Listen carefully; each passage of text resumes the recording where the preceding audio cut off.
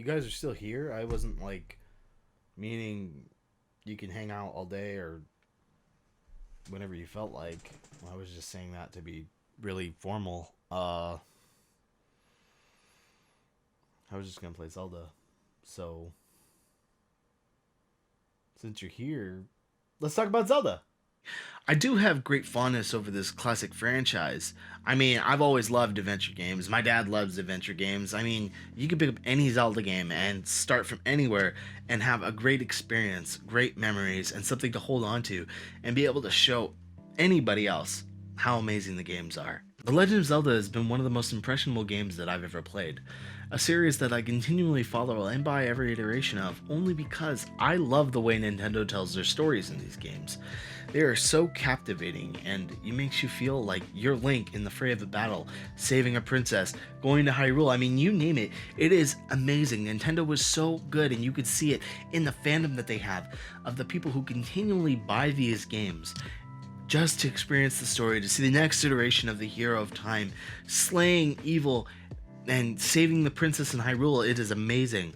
Old people get bad raps when it comes to technology and video games. My dad, being the old codger that he is, still loves Zelda because he's an adventure game connoisseur. And I remember back in 1998 when Ocarina of Time came out, which was one of the first Zelda games I ever played, and he was in my room playing Ocarina of Time. He left work early to play that game so that we weren't around when he played it, to make sure that he got some time alone with it. But that's not the game I'm talking about. To see the game I'm talking about is actually the original here. And to get a little backstory, we're going to have to go back in time to everybody's favorite era, the only 90s kids remember, the 90s. You know, the 90s, back when wrestling was still real and you get up blonde tips without your friends making fun of you.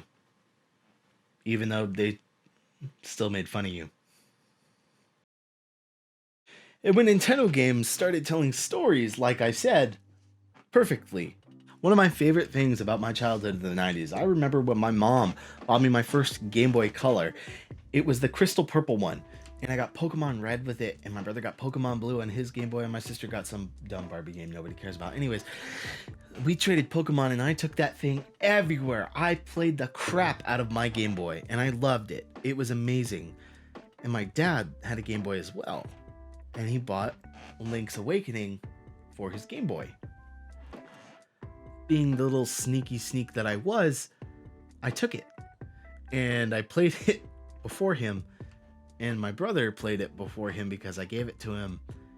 And you know who didn't play that game? Dad.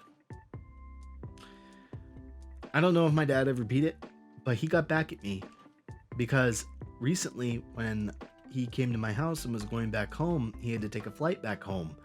And on his way out of the door, when he was leaving to the airport, he looked at me and he said, "I'm taking Twilight Princess. I had just got it on the Wii U." And he just left. So kudos to Dad, he he got me back. But how about a little backstory on one of the strangest Zelda games I would say that's ever been made to date, though?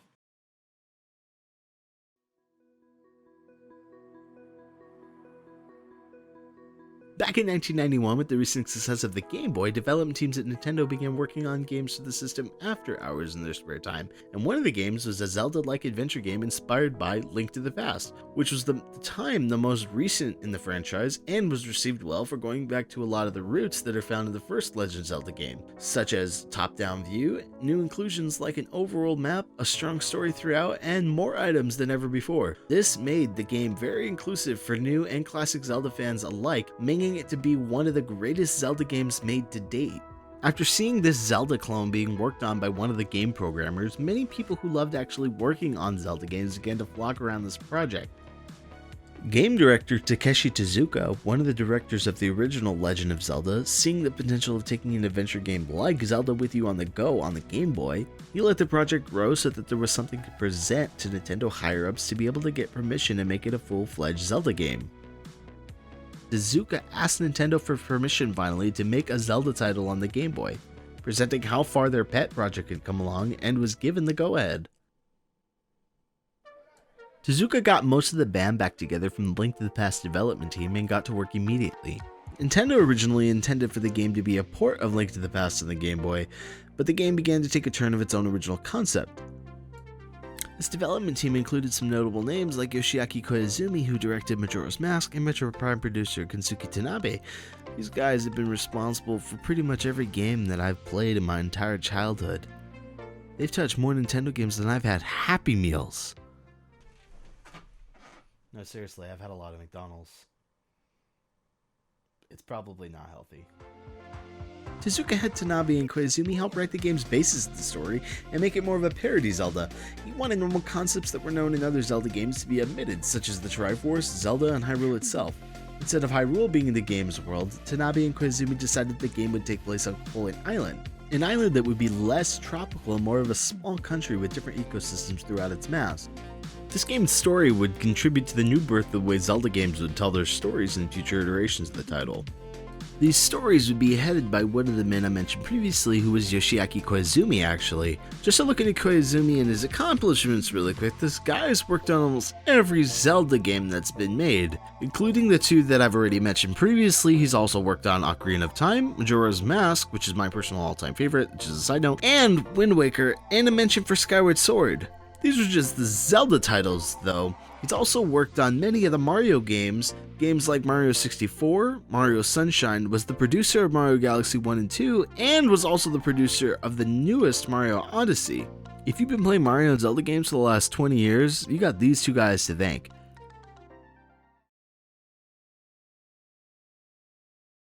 While coming up with the game's story, Koizumi had been interested in the TV show Twin Peaks, which was still relevant before being cancelled the same year that development began on Link's Awakening. Koizumi's idea was to take the concepts known in Twin Peaks and apply them to the Link's Awakening story, such as the dream state and the nightmare that feeds off of the windfish while it's sleeping. Because of Twin Peaks' inspiration that Koizumi went off of, we can see how Link's Awakening is one of the strangest Zelda games ever made. But that's enough of that. We're done with the history part. Let's get into the gameplay.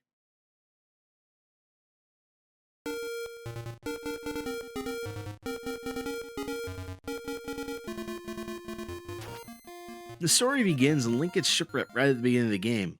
I guess he thought sailing alone was a smart decision.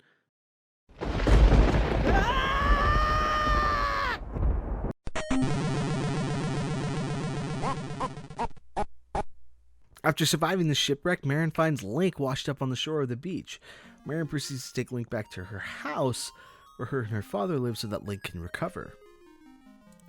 Upon waking up, Marin greets Link and tells him that he's on Koholint Island, and is the first inhabitant from outside the island to ever set foot on its shores.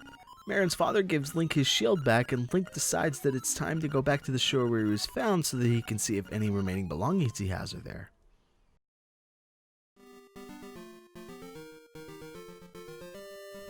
After reaching the beach, Link finds his sword and an owl who is able to talk.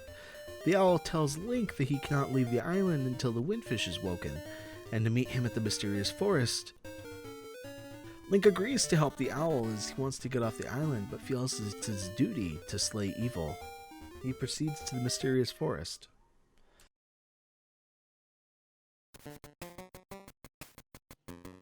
When Link gets to the forest, the owl tells him that a key is hidden in the forest somewhere.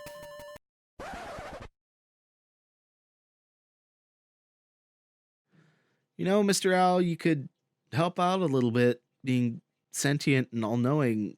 Just, fly over, grab the key from me, man. That would be great. Real great. After ignoring pure reason and logic, Link assaults the crap out of a raccoon by throwing magic crack dust in his face to change it back into being a human.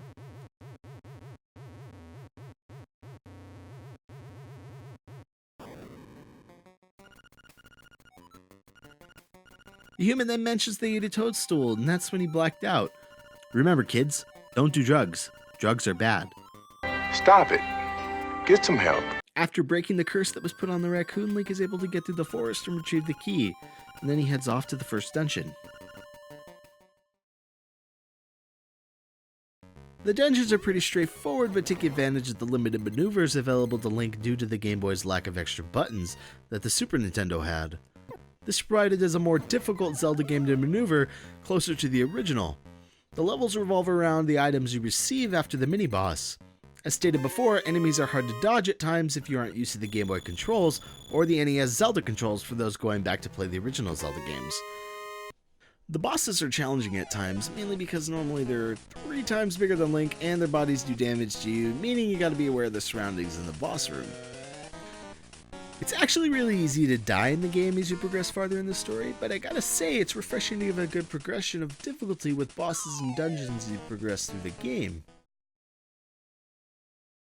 Eventually making enough progression through the game, you'll come across some ancient ruins that are conveniently placed and have some inscriptions inside that state that Colent Island is actually just a dream being created by the Windfish because the nightmare has caused him to go into a deep sleep.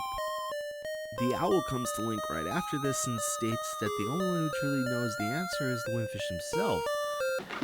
You know, I don't know how I feel about that, being responsible for making an entire populace of an island disappear because you woke up a giant whale because an owl told you to. Even if it's not true, it's kind of a weird situation, and it's pretty heavy, and I don't know how to handle it, so I need to get some sleep. I gotta think this over.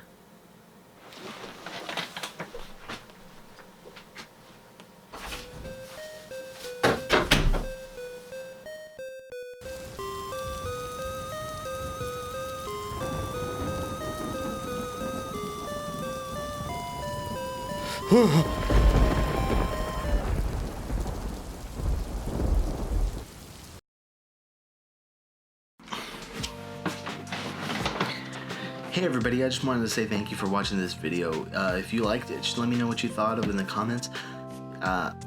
Regarding Link's Awakening, I definitely recommend it as a game that you should pick up and play. It's worth every penny. $60 I think is a pretty good price point for a game that's been completely remade in 3D. Keep an eye out, I'll be reviewing that next. Be on the lookout for more Cable Time videos, and thank you guys again. I really appreciate it. Nintendo's been such a great company to be able to give me the inspiration even to do this. It is pretty much them, you know, that inspired me to make this video, because I wouldn't have the memories that I have with Link's Awakening without them. So pick it up, play it. If you don't have a Nintendo Switch, play it on the Nintendo 3DS or the Wii U or whatever you choose to play it on. I really recommend this game. It is an amazing game. I don't think $60 is too much. Thank you guys for watching, and be on the lookout for more Cable Time videos. Let me know what you thought of the comments. I'll catch you guys later. Peace out.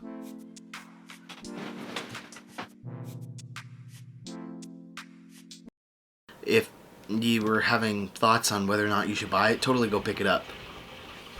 Wow.